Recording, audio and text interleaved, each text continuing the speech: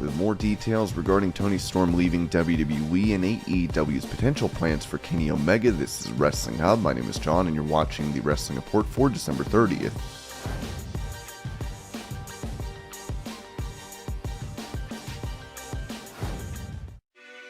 This year, AEW has signed 30 new stars to their roster, including many big names. Talking about his roster with TV Insider, AEW President Tony Khan admitted he needs to be more discerning when signing talent. Yes, we will continue expanding the roster. Absolutely, there will be more people coming into AEW. I do think I have to be more discerning than ever in talent acquisition, because we have such a strong roster. I was aggressively expanding with the launch of Rampage. We made some big signings in the past, including CM Punk, Bryan Danielson, Adam Cole, Ruby Soho, Thunder Rosa, Kyle O'Reilly, Bobby Fish, Andrade, Malachi Black, Christian Cage, and many others. We've also continued our partnerships with great international companies like New Japan Pro Wrestling and Lucha Libre AAA. We have a lot of great talent working, but it's time for me to be more discerning than ever in terms of acquisitions. The global leaders in below-the-waist grooming are leaving 2021 with a new product. Clean yourself into the new year with their ultra premium body wash. Also, special offer alert. Use the code WrestlingUp20 for 20% off plus free shipping at manscaped.com. 4 million men already trust Manscaped. Time to join them. Manscaped is making a splash and upping your grooming game. Their signature Lawnmower 4.0 is here to take down every pube in its path. Manscaped engineered the ultimate groin and body trimmer by focusing on intelligent functionality and an incredibly comfortable grooming experience. Their 4th generation trimmer features a cutting-edge ceramic blade to reduce grooming accidents. Thanks to their advanced skin-safe technology, it's even waterproof. You know what else you should be confident about? Smelling like $1,000,000. You may be asking how, and I'm happy you did. Use the Manscaped Refined Cologne with the same signature scent that's in all Manscaped formulas, a great complement to your collection. Get 20% off and free shipping with the code WrestlingUp20 at manscaped.com. That's 20% off with free shipping at manscaped.com and use code WrestlingUp20.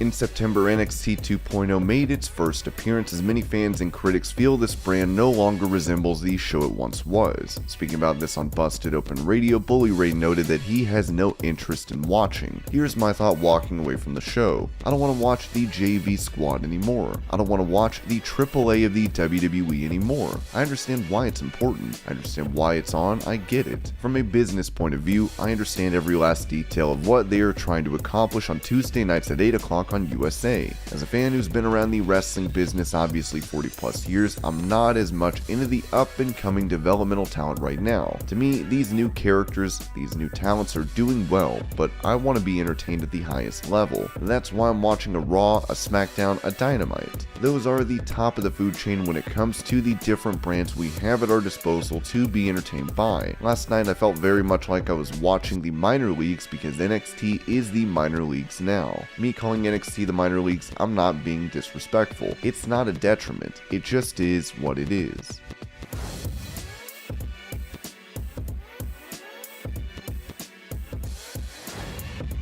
Despite Seth Rollins announcing that he is COVID positive, Dave Meltzer reported on Wrestling Observer Radio that WWE is going with the assumption that Rollins and other stars pulled from the recent holiday tour will be at the Day 1 pay-per-view. They're going with the assumption that Seth is going to be there. They're still advertising him. They're going with the assumption that Becky Lynch is going to be there. They're going with the assumption Bianca Belair will be there. Lashley, Zelina, people who aren't on TV or at any of the house shows. Nakamura and Woods are the ones who were all absent from the shows, but they were advertised, so something's up with them. Liv Morgan, we don't know. Kofi Kingston and Eric were on the first nights of the tour, but they were not on last night's show. I don't know what the situation is with them. Eric of the Viking Raiders. And then last night, there's a whole bunch of them on NXT. Dexter Lumis, Gigi Dolan, JC Jane, and Brian Kendrick. There's probably others I'm forgetting. The theory is that they will be back for New Year's Eve on Day 1. It's like the early days. It's very much we don't know. Everything is subject to change. Meltzer would further note that that WWE pulled talent from their recent holiday tour to ensure those stars could make it to the Day 1 pay-per-view. The deal is that the people who were gone from the Sunday house shows, in theory they were hoping they would all be back for Day 1. They're not testing anymore, but if someone gets sick, they're not going to come. So if somebody gets sick, you know they won't be on the show. But I don't know, basically what I was told Sunday night is there are people being held off this week's touring, who are the main eventers, because they want to use them eventually on the pay-per-view. Since they want Lesnar, Heyman, Roman Reigns for example at Day 1, they're doing the Mania storyline and they gotta be there, if at all possible, so Reigns was pulled from every house show to lessen his shot at getting sick.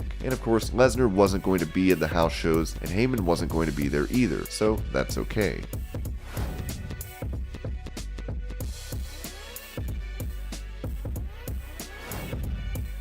While Goldberg vs. The Undertaker was seen as a dream match for many, it failed to live up to expectations at the Super Showdown event in 2019. It could have turned into a fatal incident for both stars involved, as Goldberg was on the Pat McAfee show mentioning that he did not think he could finish that bout. Yeah, 100% Undertaker and Saudi. I've been out for a while and everybody's got a routine, and I kind of forgot my routine, but I remembered the headbutt, so on the way out I headbutt the door, and I don't know where I am after that. I've got no idea what's going on. I'm kind of getting to the ring, and then we've got the spot where he moves and I hit the turnbuckle. Well, I didn't go out and look at the turnbuckle beforehand, and it was a different setup from what we would normally have at Raw or SmackDown. I took that one. I tried to take things as realistic as possible and I took it wrong. So let's just say I got another concussion right there and opened myself up pretty good. It's the referee and the booker's responsibility to call what's going on in there. You know, they're on the mic and the headset and everything. The referee, I remember he came up to me 10-15 times during that match. How are you doing?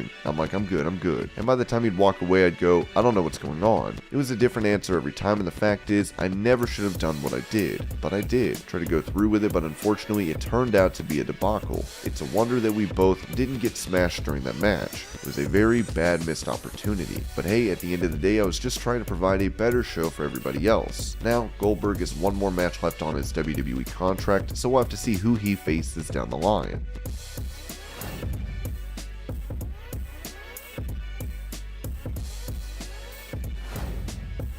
WWE has created a pipeline for college athletes to make the transition to pro wrestling with their Next in Line program. On his podcast, Kurt Angle revealed why this is a great concept for bringing in new talent. I think the NIL program is very effective because you're getting college athletes, and a lot of these athletes are going to be world-class athletes. Those are the kind of athletes you want in professional wrestling. You can be a non-athlete and join a territory and work your way up and still be a great worker. I think it's a great program, and I think you need a little bit of both. You want the old school where you have the territories and these small promotions where you can work on your character, and work on your development in the ring. I think you need a little bit of both of those.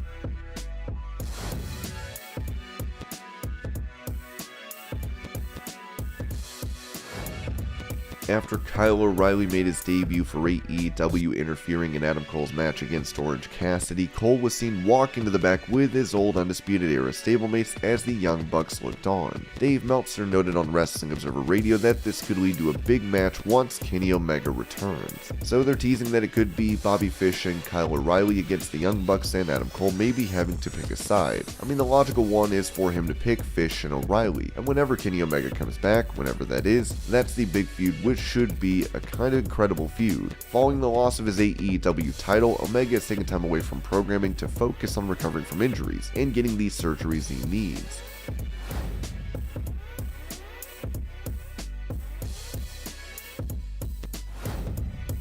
Hit Row was seen as a stable with a ton of potential when they were called up to the main roster this year. First, B-Fab would be released from the company, with the remaining members of the group let go as well. During K&S WrestleFest, B-Fab touched on a release, admitting that the lack of security in WWE contracts is scary. It's a sad situation, because I don't even know if you can call it a contract, because most contracts have to be worked through until they are finished. With them being able to terminate whenever, it's more like an agreement than a contract. If you want to live your life, you can't put your life life on hold for this agreement, because they can change it whenever they want. It's kind of hard to plan what you want to do when you don't know what's going to happen day to day. It's not very secure, and it's a scary situation to put yourself in. It's very difficult to say if it's even worth it. Now, people are moving from across the country to do this job, and you can get cut in 6 months and you move your entire life and family over there. While B-Fab had a 30-day non-compete clause, the rest of Hit Row must wait 90 days following their release to sign with another promotion.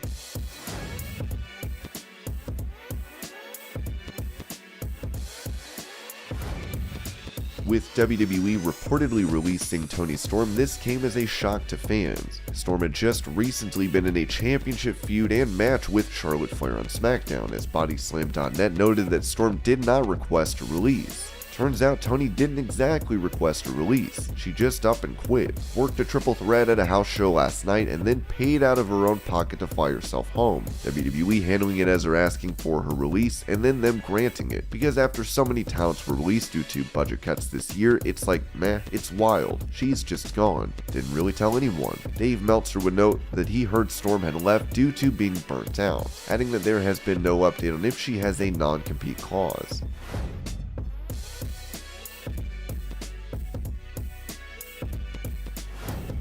With him set to challenge for the ROH World title at Impact Wrestling's Hard to Kill event, Chris Sabin recently spoke to GOW Media 216 about the Forbidden Door with AEW. Ultimately, with the Forbidden Door, it's about the talent. It's giving people more work. It's providing matches for the fans that they wouldn't be able to see otherwise. It's great to see people succeed, especially when they're good people like Kenny Omega. Seeing him win all those belts and go on that epic, amazing run was really cool. I think that probably played a big role in opening the door for more companies to work with Impact Wrestling. Hopefully it continues long into the future, because I really love the Forbidden Door stuff. Sabin would then say this about a potential dream match with an AEW tag team, as he noted, I think it would be pretty cool to do one more match of Motor City Machine Guns versus the Young Bucks, one more time.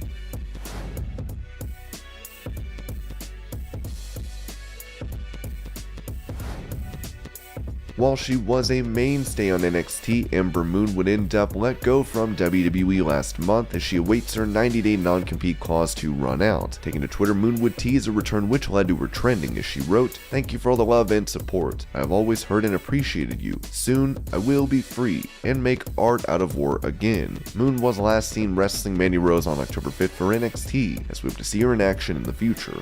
And this was your Pro Wrestling News Update. I hope you're all having a great day. Thank you so much for watching, and I'll see you later.